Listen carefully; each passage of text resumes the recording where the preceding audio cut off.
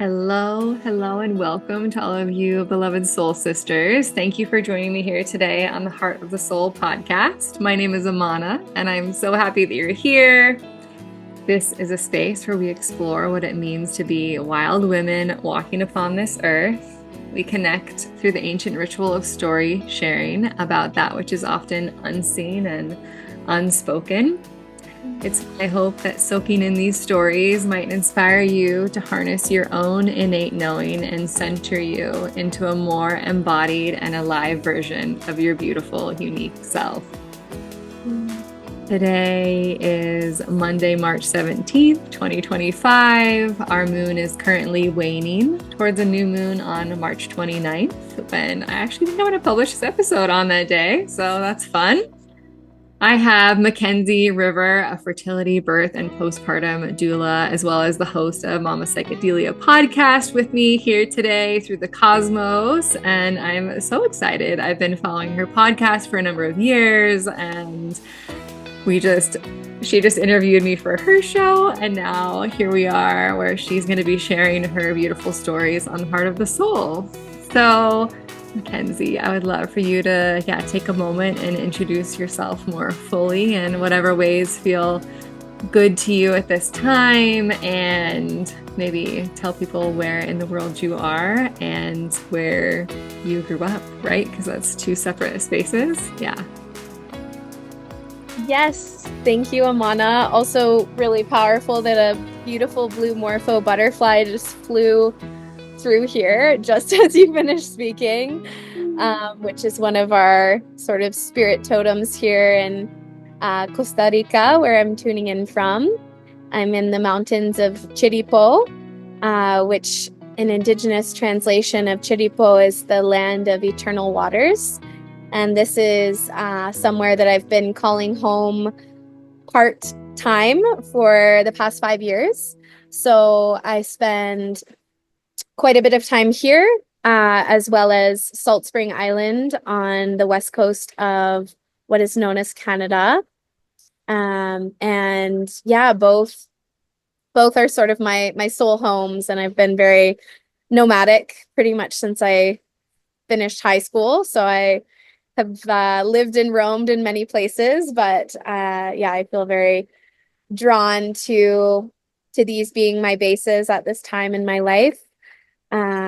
And yeah, my ancestors have been settled on Salt Spring Island since the early 1800s. My mother's lineage, her maternal lineage, are Hawaiian and indigenous to the region of Canada as well. And so it was her Hawaiian relatives that sailed from Hawaii to Canada in the early 1800s, settled on the islands that are now known as like the Gulf Islands of Canada and the San Juan Islands of Washington, which are close to you. And yeah, I guess so that's a part of my ancestry. And I also have Scottish roots, Welsh roots, English roots, and yeah, that's a little bit about me. Awesome. Now, I read that you say your great grandmother midwifed souls into this realm. Will you tell me a little bit more about that, and maybe then lead into your birth story, your own birth from the world, and then how you made your way into supporting women in birth and also Sure. midwifing souls? Yes, so my great grandmother was a midwife, and she was Alaskan Tlingit, so indigenous as well. My great grandfather, her son, is still alive. He's turning 98 this year, and he is like one of the most precious beings in my life. And I feel so incredibly blessed to have to have multiple generations of elders in my family that are still here, but to have such a deep soul connection with my great grandfather. Like, he's authentically, I would say, one of the most spiritual people I've ever met. And, you know, him and I have been connecting in a very unique way since I was very young, I should say, in the spirit animal realm and meditation and all sorts. And when I first entered birth work when I was only 20, doing my first doula training, I shared that with him. And that was when he told me that his mother was basically a traditional midwife of the village and attended and supported many births. And I believe she had home births herself as well. So that felt really special to me to know, and then to really feel her presence with me at a lot of the births that I attend. I often say that there's like this kind of circle of grandmothers or ancestors or wise women that I feel sort of surrounding me in the birth space. And she's definitely one of them that I feel very presently. So, yeah. Yes, just you speaking about it, I got those like full body truth bumps. Yes. Totally. Yeah, and there's this one photo of her in my great grandfather's house that I like pray to one day carry myself. I just love this photo, and it's like her in all of her indigenous regalia, like her beautiful kind of straw skirt and like head band and just like long black hair, and just looks like such a powerful like but gentle warrior woman. And yeah, Yeah. grateful to have that connection to her. And I know you mentioned it earlier, but would you share a little more in depth about your own birth imprint and what stories did you hear from your mom about like your pregnancy and your birth and what Yeah, is there for you? totally. Yeah, I guess we touched on that, but that was over on the Yeah. other recording there. Yeah. Yeah, so my mama was, I believe, 26 when I was actually born. She was pregnant at 25. And yeah, without going too in-depthly into the complexities of their relationship, my parents were together for a few years prior to me being born, and then separated about a year or so after I was born. Um, and yeah, I don't know too much, the intricacies um of what my mother's pregnancy really entailed, other than, she shared that she really loved being pregnant. She like really enjoyed that experience of carrying life. Always thought she was going to have more biological children herself as well, which maybe I'll share a little bit about a bit later. But I am actually her only blood related child.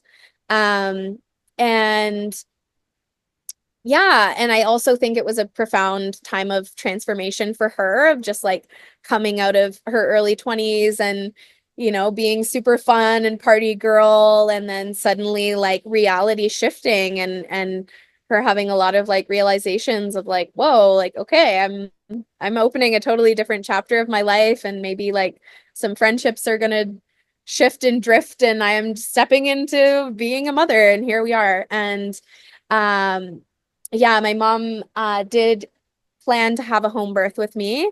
And she had quite a challenging labor, and labored for 24 something hours. And then I believe she released some of her waters, which did have meconium in them. And so her midwife was at that time feeling some concern around that.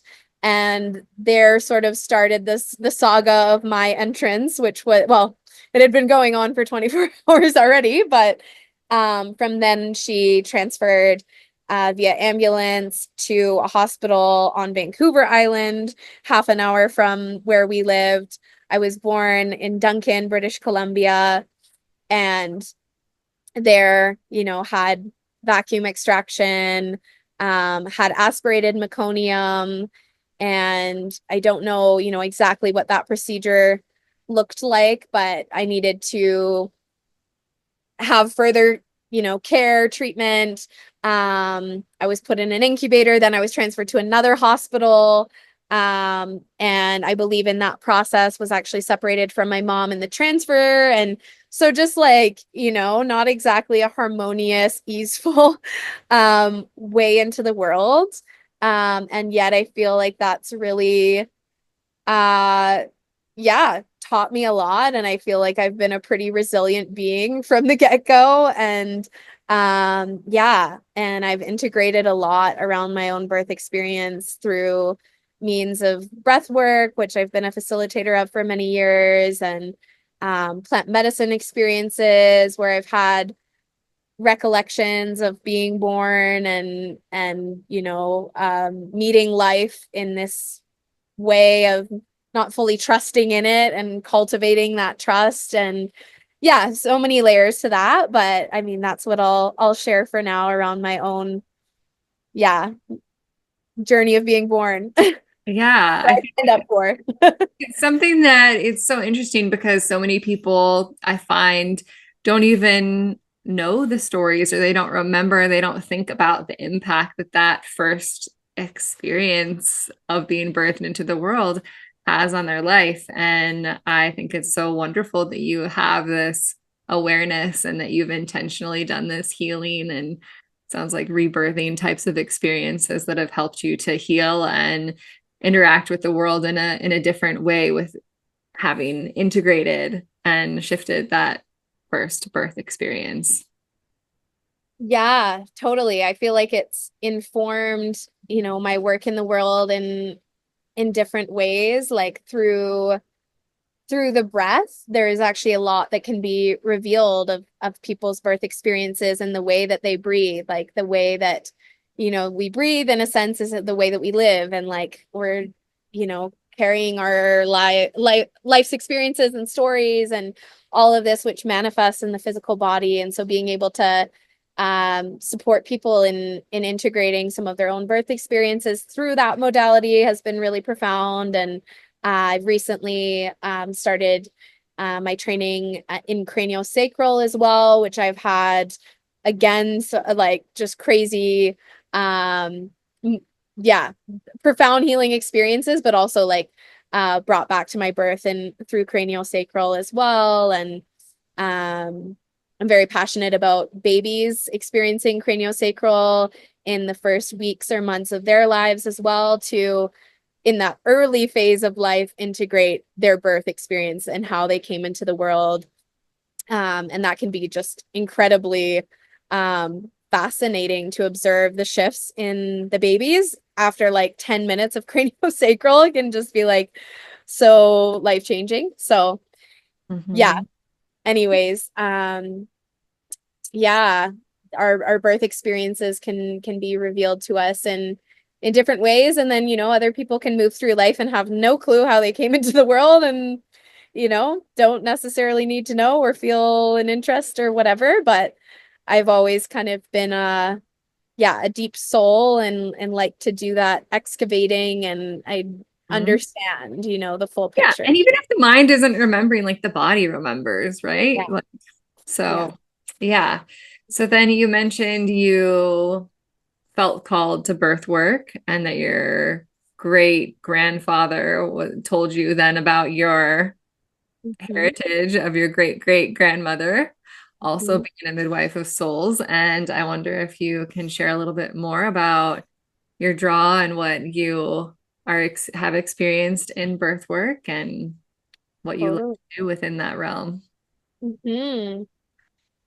Yeah, okay. So many threads there. I'll share about my entrance into birth work for sure. I guess I'll preface that with saying, similarly to what you shared on my podcast as well, like I always just had this affinity for pregnancy, for mamas, for breastfeeding babies, like just the whole thing for as long as I can remember. And my mother had a daycare in our home from the time that I was 5 years old. So she ended up repartnering when I was about 2.5 with my stepfather, who had other children.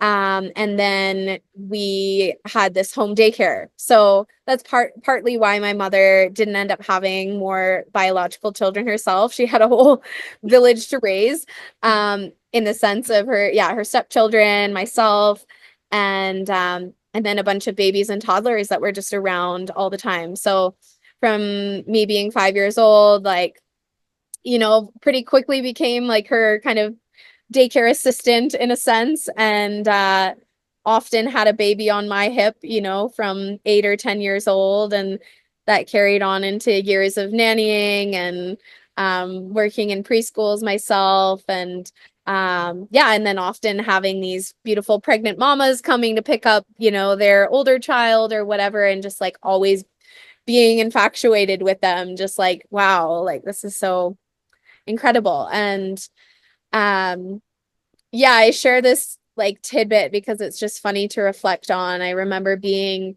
in high school and having a science teacher like share this video of this woman birthing, and it was very medicalized, very dramatic, very, she's screaming in pain, and a lot of, yeah, the kids in my class felt pretty like traumatized by that, of just like that was their first sort of introduction into like what birth is or could be. And he even made a comment towards the end that was like, well, I hope this serves as birth control, and just kind of like laughed it off. And firstly, I was just like, really, man, like, come on, like just so like, but also like simultaneously was like, okay, that looked like painful and hard, and that woman's like working for this, but like that was incredible. Like I was right off the bat just like, we have the power to give birth and to create life, and was probably like 14 at this point. And anyways, this led me into like this sort of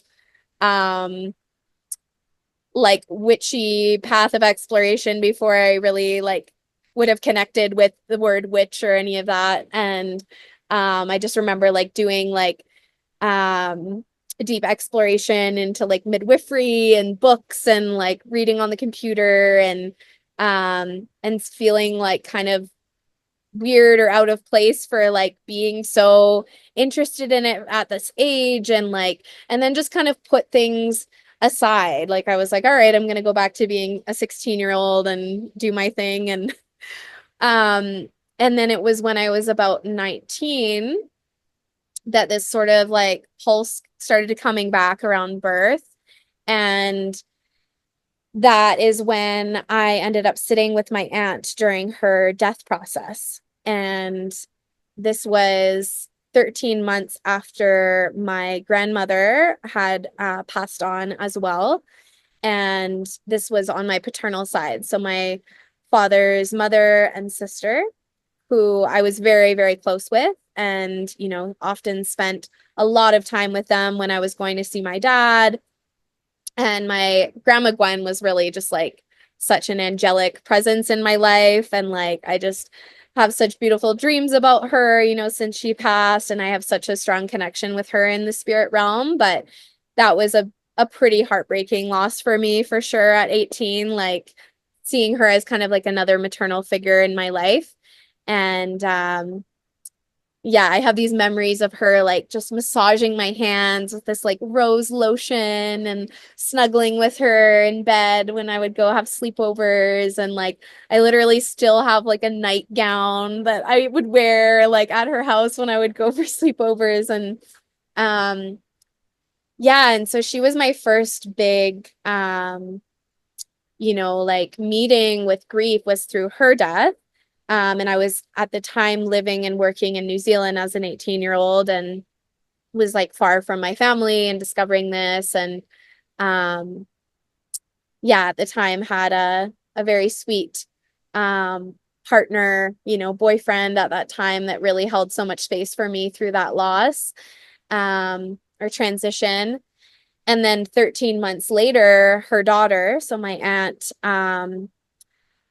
died, and I was with her during that process. And she had been navigating a cancer diagnosis. And I flew back at that time from Vietnam to be with her in her final days of life. And I'm very grateful that I did, and that I had another family member that had kind of called me to let me know how quickly her diagnosis was progressing. Like it went from a few years to a few months to a few weeks, like as cancers can go. And returning to be with her during that process was, yeah, it was so transformational for me in so many ways. And like it was, yeah, it was like this, I was in some way being initiated into like being in death birth realms and like having no real understanding of what that would look like, what that would feel like, you know, any of it to be so intimate and yet being, yeah, it just, they're feeling like there was this inherent ability to just hold that space and that sacredness. And yeah, my aunt didn't have other children and she didn't have a partner. And so it was myself and um a few other women that she was close to in her life that were in the room when she passed on. And yeah, in those final days, I just like sang to her and held crystals over her heart. And um, I felt like we had this like telepathic line of communication kind of going and just like, in a sense, offering my blessing of her to like let go and just her to express to her that like I was good, you know, and like um, yeah, just wanted her to be at peace and in this like realm, which to me was like this like um yeah, this like transition into like a liberated state of just like being and freedom, you know, like and this, yeah, and so this process was huge. And like I will veer into like how I got into birth, but this feels really Yeah. relevant, you No, know? thank you. Yeah.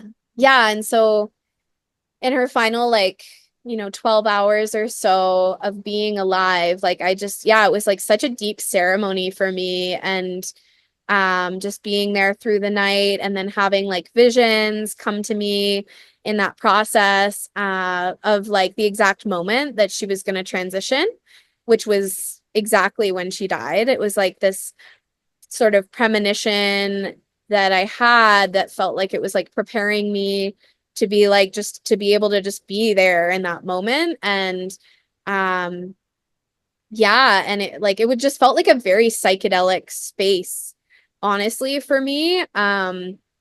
And yeah, I ended up singing her one of her favorite songs. And at that point she hadn't spoken in basically a full day or so, you know, and was fully in that inward space, but still breathing. And her feet were like tapping to her favorite song. And I just felt like that was so, that alone was so profound. Like our connection as humans to music and just thinking as well of like babies in the womb and how they respond to like sound and frequency. And so it was like having this experience of like losing this woman that I love so much in the physical, but like connecting so deeply to this like other realm of consciousness and just like so many layers to it.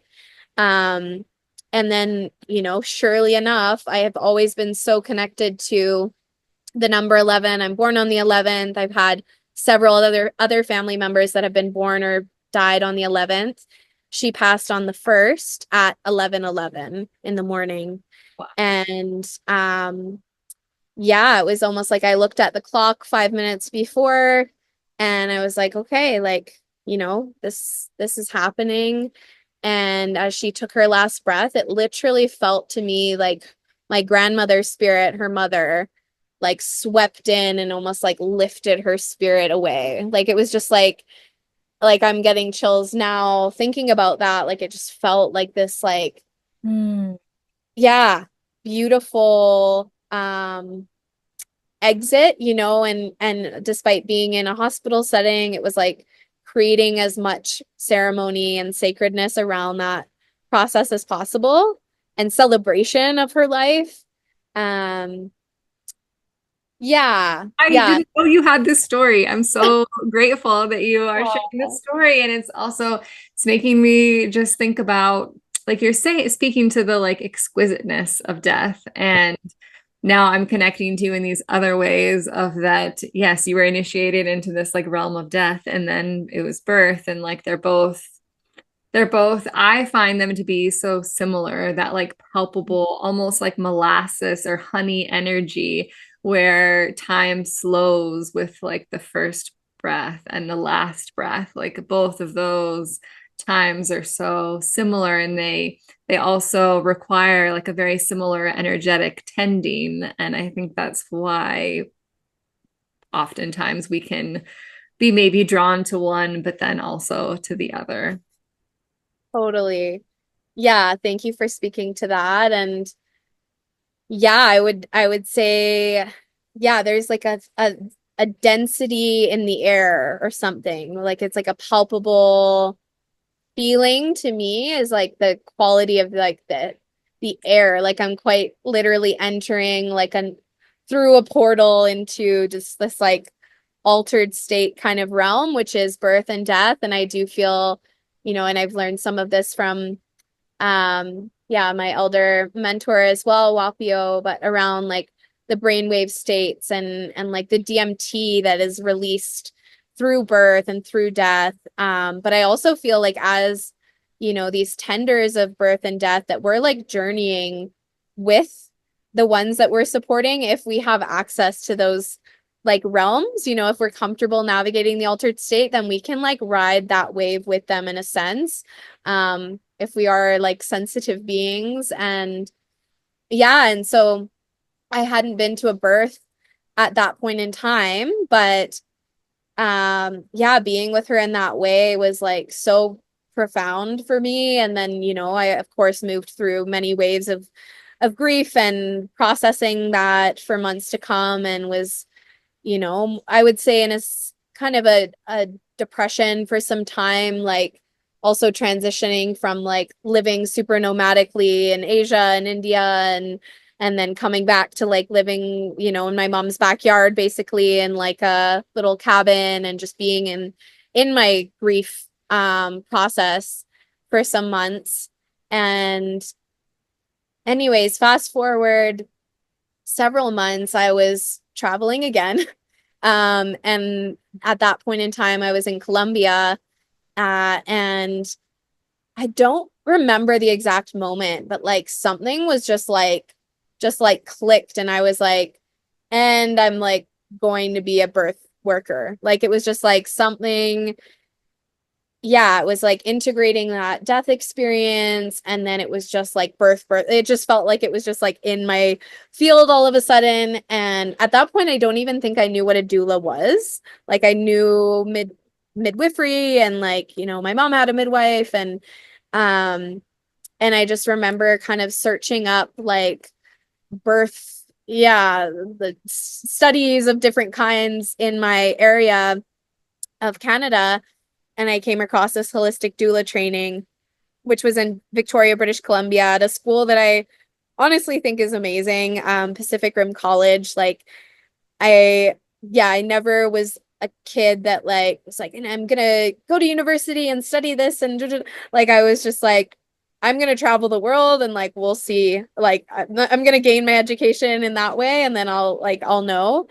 And um yeah, and so it was like I was almost laughing at myself in a sense of like, yeah, of course I'm gonna go to like a real college that is like the most like holistic alternative possible, where I'm essentially in a women's circle with like, I think there was 15 of us for 4 months straight in this amazing doula training, where like we also had acupuncture at the school, and like herbalism, so we could go and like get a nervous system tincture like made for us at the apothecary before our exams, and like go for free acupuncture, and like we're doing tai chi like before anyways, it was just like amazing. And so me, um and that, yeah, it was my initiation into like the study of birth.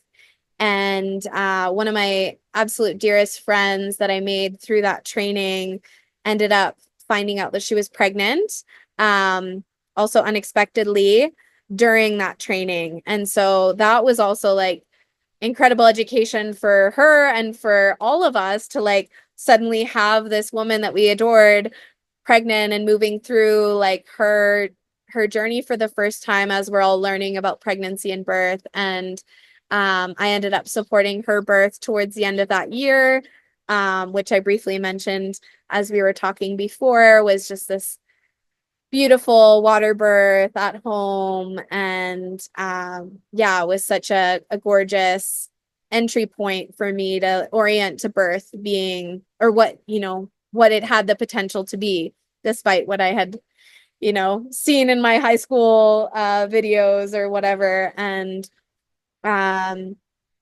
yeah, and that's what let me in. And I also had the opportunity to meet Whapio very shortly after completing that training, and was at this like birth workers like slumber party camp out with all of these birth workers that I'm still very connected to, that had, years of experience, and most of them had 4 to 6 children of their own. And I'm like, just turned 20, and meet Whapio and these other like wise women in the field. And that really kind of set me off into my journey of doulahood. So yeah, that's the glimpse, for sure. But it's sweet to think back on these moments that really kind of made me who I am, and yeah, the birth worker that I am now.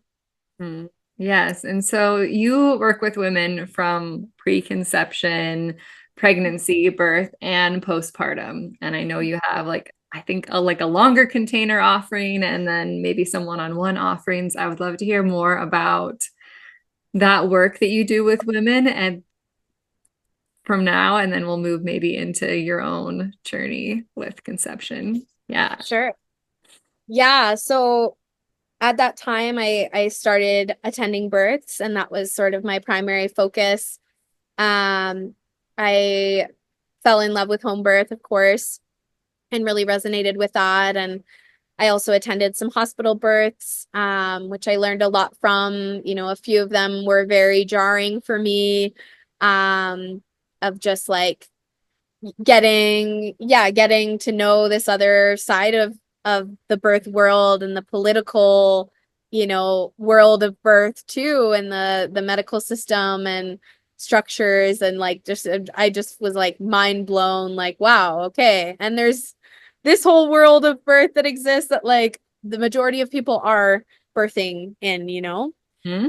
um Learned a lot from that. And yeah, I carried on to attend births in the years that followed, but I always just seemed to have women gravitate towards me, for knowledge in the areas of the menstrual cycle and hormonal support through herbalism, and sort of just like the whole continuum, and even like younger women in like menarche. And it's still very much a dream of mine to like teach fertility awareness to like young girls, or to have like circle spaces for teenage girls to just be in this kind of like wisdom sharing space together. And um anyway, so I've always just like supported women along their journeys wherever they were at. And um yeah, perhaps, because of my experiences with death myself, or my ability to be with those processes, I've also had a lot of women that have come to me during their experiences of early births, or unexpected pregnancies that led to at home terminations, that were abortions that were herbal and also very ceremonial and sacred, of like, young women that weren't prepared at that time to step into motherhood. And I've done a lot of postpartum care over the years as well. But what I found, and what led me to creating like more of my recent offering, which I call Fertile Souls, was witnessing like certain gaps that I felt, in working with families, or just seeing in community, where people were feeling really under-resourced in the postpartum time, or feeling like, wow, I wish I like knew this so much earlier, or like, God, I didn't know that I was going to have like so many pieces come up about my own childhood during my pregnancy or my birth, or my partner and I are like having so much of our own like sort of inner child, combativeness coming up now that we're parents. And like, so all of these pieces that I was seeing kind of revealed, and felt like, man, I would love to like work with couples just earlier, and like, um, and maybe there's a way of doing that. Like, I haven't seen a lot of that work happening really, like there's definitely fertility guides and women that are working with people, through conception for sure. And we're living in an age where like a lot of people feel like they need that kind of support, to achieve pregnancy, or a lot of people are leaning on IVF and, medical interventions to get pregnant. Mm-hmm. And got a little, there we go. um, yeah, so this led me into creating this journey, or channeling it, or however it came to me, of this 9-month journey of the preconception time. And so I've created this for anyone that feels like they would like to be a parent in this life. I encourage people to dive in as early as they desire, really, in terms of like preparing for pregnancy and parenthood. But a lot of the folks that I have spoken to and have been working with in this past year are those that are wanting to conceive in the next few months or few years. And it's essentially a 9-month journey where we're moving through different themes month to month, but touching on all sorts of like the fundamentals, and in my opinion, of like being on like all of that I've gathered along the way in this work. So yes, we're touching on nutrition and herbalism and actual pregnancy preparation, but we're also like diving into some of the deeper metaphysical elements and the inner child work, and sort of tending the roots and like going into those deeper layers together. I have a whole module that's on the spirit baby realm and like connecting with the spirits before they come in. And, creating the village. So like postpartum, how we can like really deeply set ourselves up for success, in that time. And, yeah, so there's a lot in there, and it's been really inspiring, and I love working with couples early on and just developing that sort of intimacy and deep connection that, like, if I'm working with couples that are in my area that I might end up supporting through their birth or in their postpartum, or at least I'm going to be connected to for years to come. And yeah, and I would say like this also came from my own like desire to really be intentional with my own preconception phase of life, which to me is several years long. And yeah, so it's like in a sense I'm like journeying with them, which is really special as well. So yeah, maybe Yeah. I'll pause there. Yeah, how beautiful. And so, yeah, important. And I hear that from moms all the time too, about varying topics where they wish they would have known something sooner. And I think a lot of women wind up, yeah, being pregnant and having their first baby, and then that like sucks them into the realm, or then they dive deeper.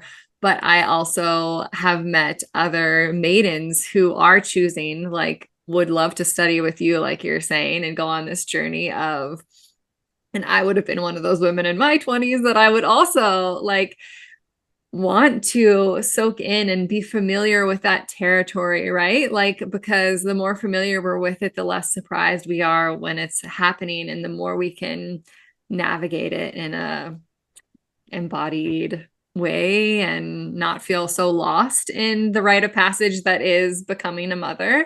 that is always, of course, going to be transformative. And we're never the woman that we were. But I love that you're offering that to the world. I'm so grateful.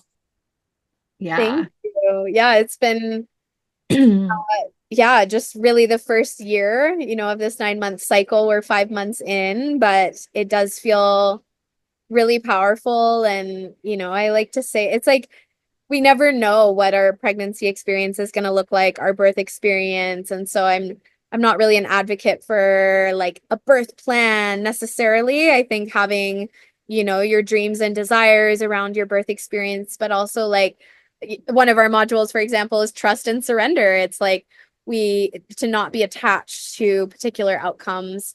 And so, yeah, it feels very full spectrum and like, yes, a journey of preparation, but also of just like openness and just like, yeah, gaining knowledge and learning to trust, the process and our own journeys that are meant to be. So, Yeah, and self-discovery in that time as well.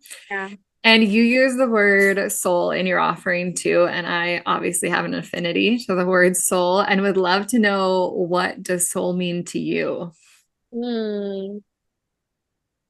Yeah, I suppose so. Fertile Souls, along with Mama Psychedelia, like they both just like kind of landed one day, and I was like, huh, like what am I gonna do with that? Like I didn't know Mama Psychedelia was gonna be a podcast. I was just like, whoa, okay, this is gonna be like a collection of stories and Fertile Souls, like I suppose to me, when I feel into that, like I was also like thinking about like, a fertile, like a seed will only grow in fertile soil. So there was like a connection with that and like earth-based, but also like soul being our essence that we come in with. I spoke a little bit in our previous recording around like destiny, and I feel like there is something in there when I feel into like soul of like it's just like who we are on like our deepest level and like what we came here to be. And yeah, I mean that's what feels true to me. Like I've always felt like a very soulful person in terms of just like how I orient and relate to life is it's like, yes, I'm in this physical body that is like, my home for this lifetime, but like I've been in many other, forms and bodies in past lives. Like that's I've always felt a deep connection to past lives since I was very young. And yeah, and I'm like, but my soul is like the one that is like really on this journey. So yeah, what does soul mean to you? I'm curious. Yeah. So my answer is never quite the same, I would say, but I feel like soul, similarly to you, it means, yes, this like essence, this palpable thing this entity that we sense. It's not the body, it's not the meat suit, it's Yeah. not physical form. It's something that is intertwined when we're breathing and alive, and yet it has its own experience that lives on beyond this physical form. Yeah, Yeah. totally.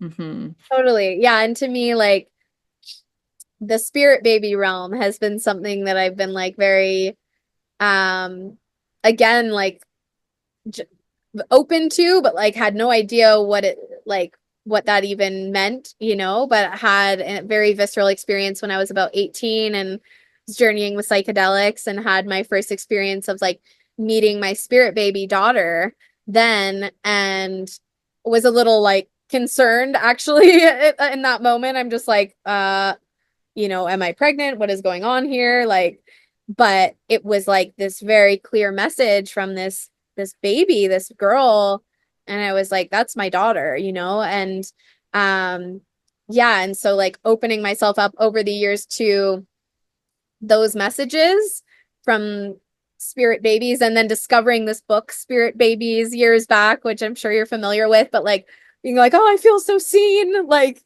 like yeah, and then like exploring that, but feeling like, yeah, these spirit babies, it's like they're souls that are out there, floating around and that are, yeah, preparing for whatever their journey is to be next. And yeah, so that's my relation to soul.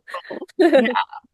I'm curious if there is like, is there a theme or a thing or something that you're feeling maybe you felt unsure of in years past, but now it's becoming even more clear, you're becoming more sure about in this year of your life? Hmm. Hmm.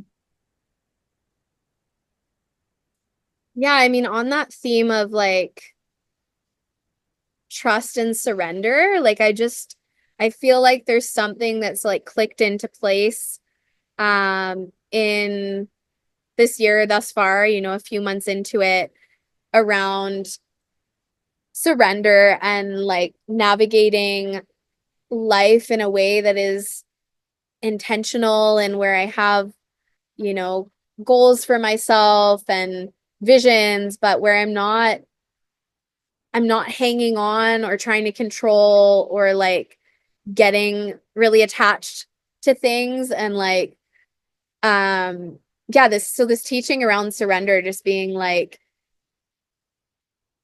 in relation to this like deeper trust in life's unfolding. And um yeah, I feel like it feels very present right now because I've just come out of like this 3 weeks of like being wiped out with this super intense virus, having like one of the most intense moon times of my life, food poisoning immediate like during that process, where I just felt like I was just being like stripped clean of like or cleared out of like everything that I was before. And I was just like, man, I can like fight the current on this, or I can just like ride the waves. And that just feeling like such a metaphor for life in general. And um yeah, and so I guess that's what feels really alive, is like this um embracing of surrender, and how, yeah, I mean, that relates to me, to everything, life, birth, death, all of it.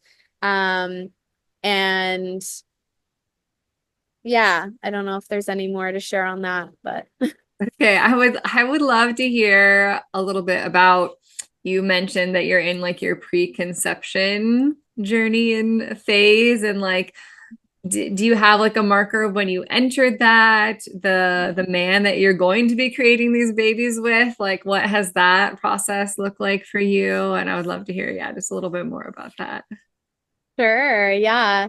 Yeah, so it's sweet because I feel like I've been in this bubble with like the clients that I've been working with that are also in a similar journey, but it's not something that I've shared super outwardly yet, and like um yeah, and so it does feel like it's been kind of like just the very beginning of our kind of like intimate journey of being in this space of, yeah, what I call, I mean, preconception. I would love to come up with like a prettier name or something, but like, yeah, this sort of like journey towards conception. And um yeah, I don't know if there's an exact marker. Like, in a sense, I joke sometimes that I feel like my whole adult life has been like my preconception journey, because I've Hmm. just felt such a deep longing to be a mother forever. And therefore, it feels like everything that I do in my life is like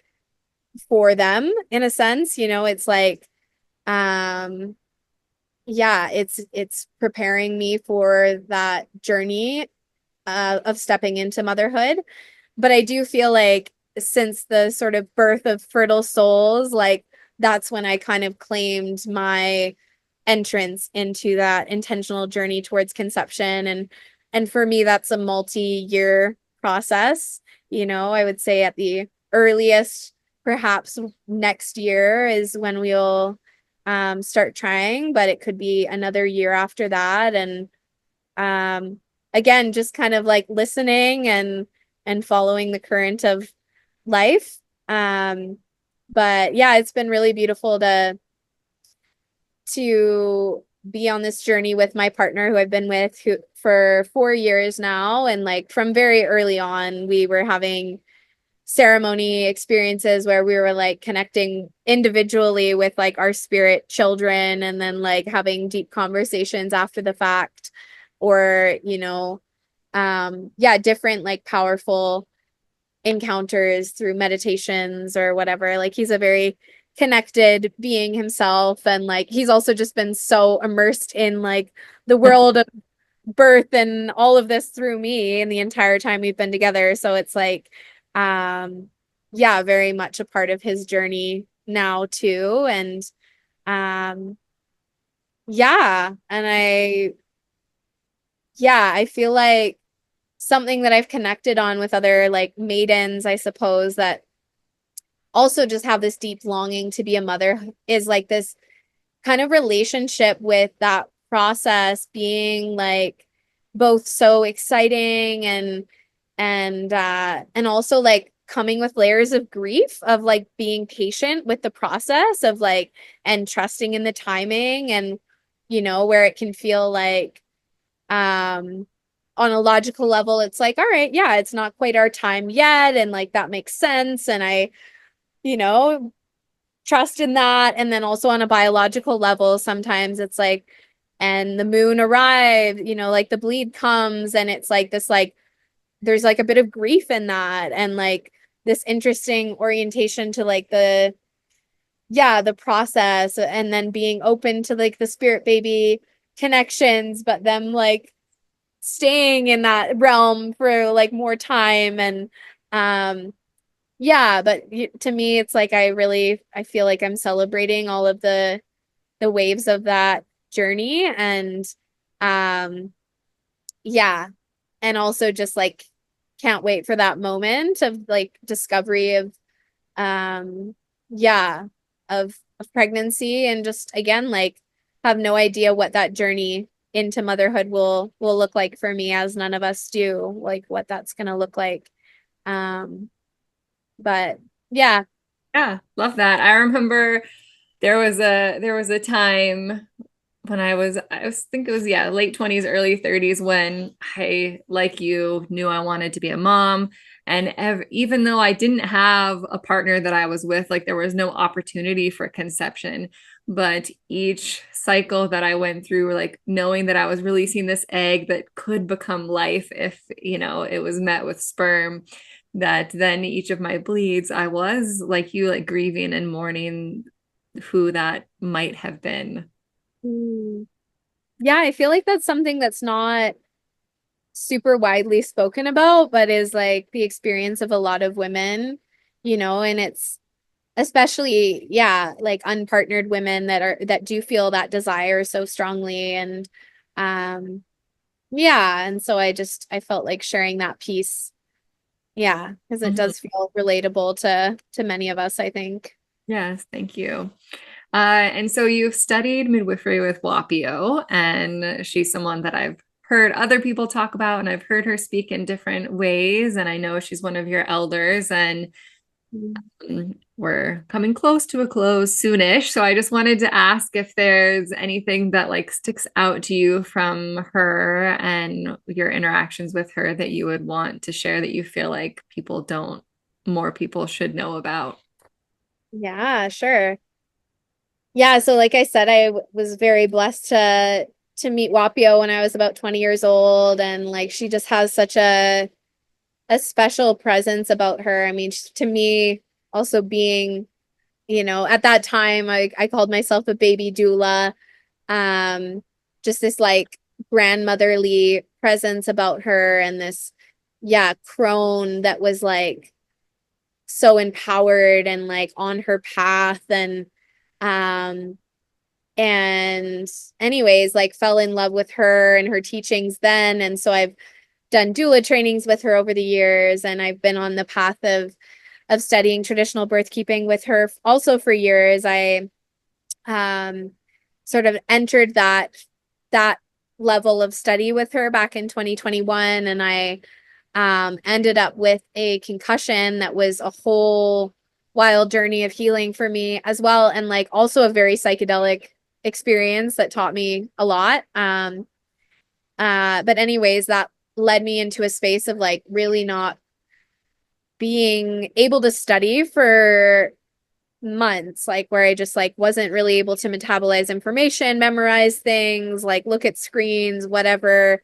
And a lot of our training is virtual, at this point in time.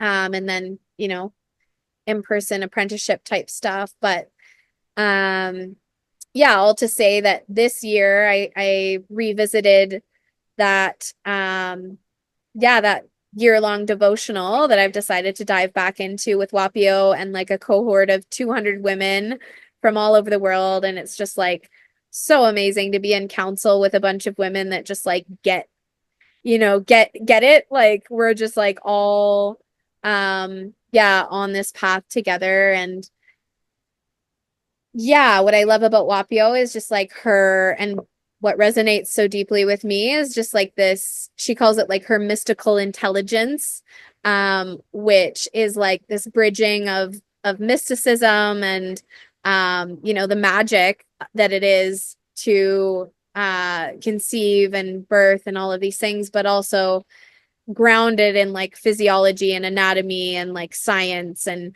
bringing the two together.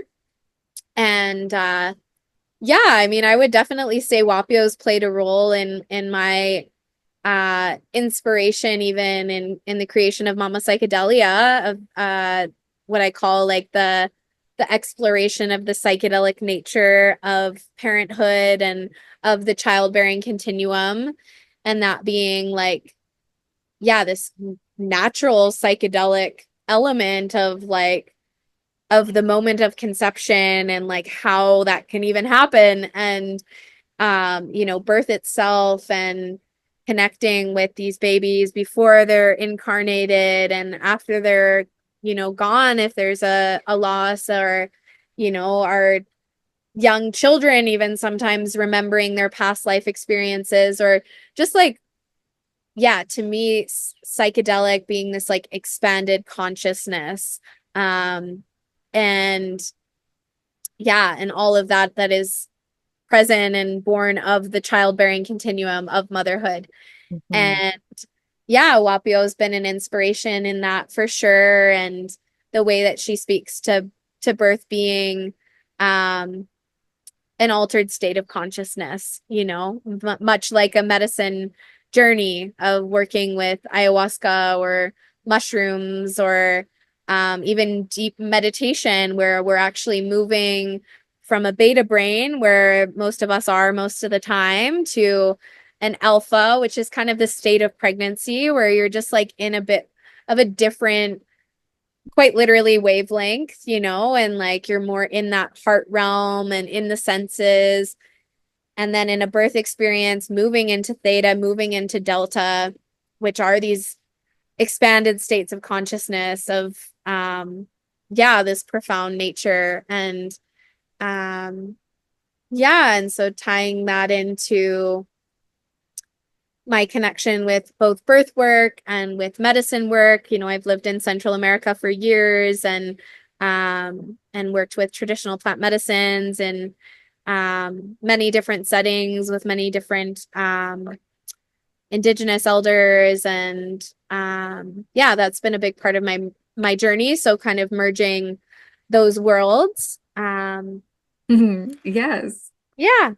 I shared before, but so I grew up in a family where it was like plant medicines are evil and bad, and pharmaceutical drugs are great, and I'm gonna feed you them. And I'm wondering for you, like, when was it that you were introduced to the idea of plant medicines in a positive way? Was that always sort of in your family, or is that something that came later for you? Yeah.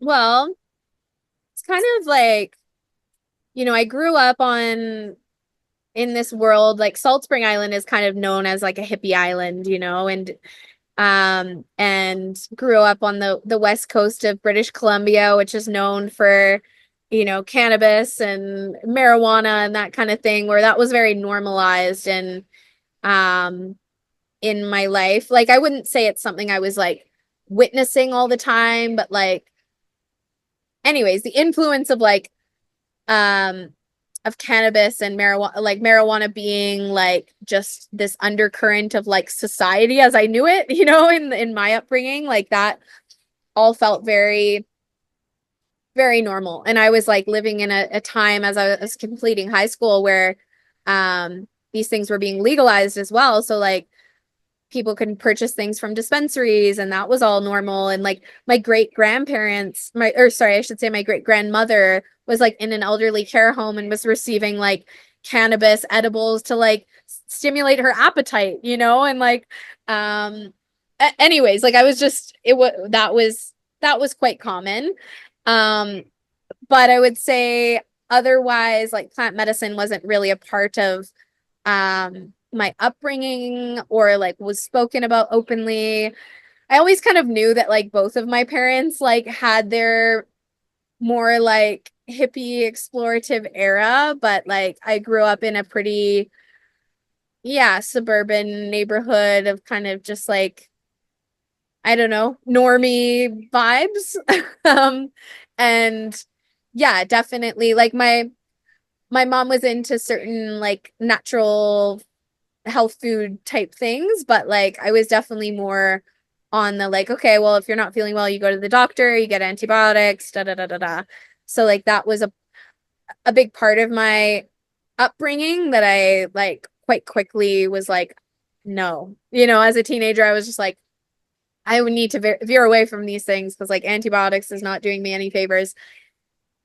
But I would say, yeah, my first entrance into like that exploration started just after high school, like having a beautiful mushroom trip with some of my best friends out in nature. And yeah, that just being like, I just feel like it like spun reality on its head in a sense where I was just like, okay, like, like my view of the government and politics and all of these things was just like complete, like I was just like could feel myself veering into like this other like um way of being, of just like being on a bit more of like a sovereign path or like just questioning things and like the way that structures were in place and like just feeling like, yeah, I'm gonna probably go about things differently and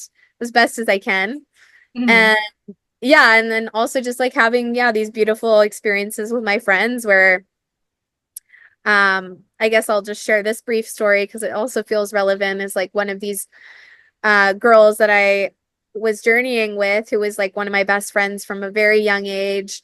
Her and I are like, under the baking sun. We all got like heat stroke this day, but we're like in the water, like on mushrooms, giggling, crying, and we were both like, I just want to like raise babies together and grow food and just like, like have our kids grow up together and then I attended her birth last year and like had like this flood of like all these memories of our upbringing together and like of that moment, and then meeting her daughter who's now my goddaughter and anyways, Wow. um yeah, I hope she's okay with me sharing that story, but yeah, so that was like sort of my initial entrance and then like from quite a young age being immersed in like different experiences of like I became a breathwork facilitator as well when I was like 19 or 20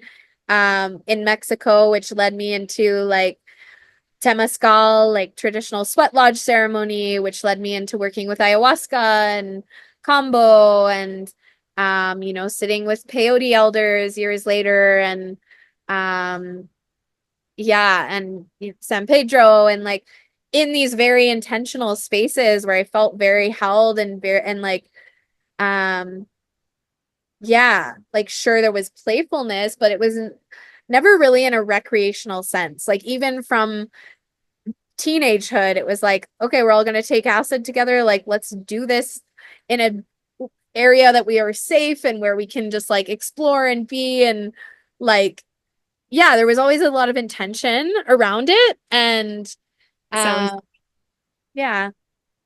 yeah. Amazing. Yeah, I didn't get introduced till I was much older, so I love that you had this experience at a younger age and can just, yeah, hear through your stories and imagine how that shifted the lens at which you were engaging with your life and changed your life's path. And how wonderful. Totally. I totally credit psychedelics to supporting me in my evolution, as a pretty young person. But, even in some of those first journeys, like being brought back to my birth. Like the first time I ever had LSD was when I was very viscerally brought back to my birth, where it was like I was seeing myself as a baby in the incubator with my little hospital bracelet, and my mom was far away from me, and I was like moving through the feelings around that, as this like 18-year-old that's tripping like out in the woods, but like yeah, there was such like profound healing in those experiences as well. And yeah, and integrating grief and death and life and all of the things. So yeah. Wonderful. Well, thank you so much for sharing so many incredible, touching, beautiful stories today.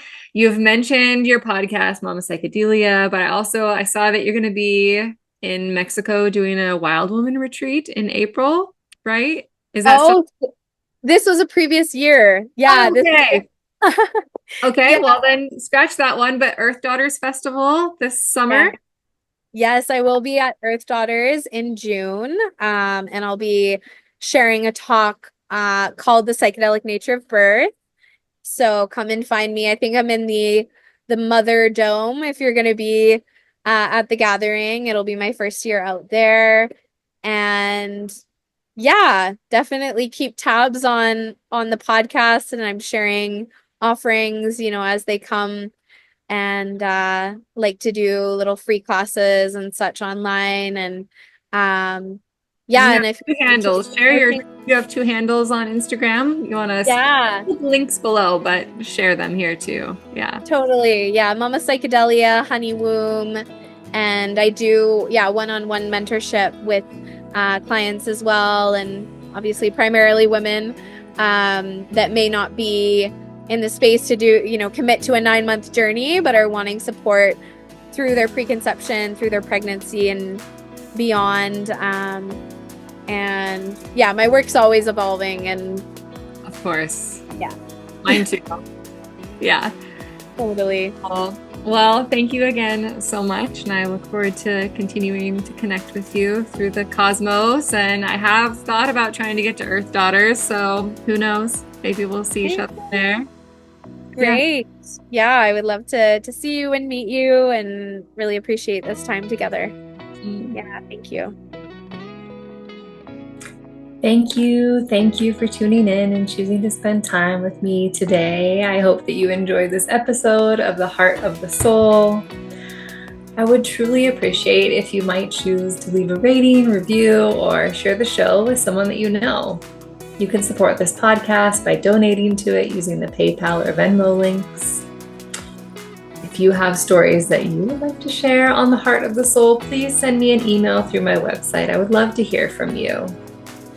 If you would like to work with me, I have both one-on-one and group offerings, online and in person. Find out more on my website, birthingnova.love. If you're listening on Spotify, you can now even send me a voice message.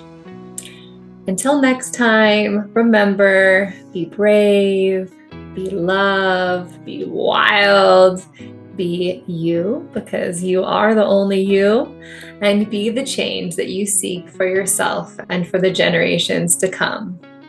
Sending each of you so much love. Love, love, love. Mwah.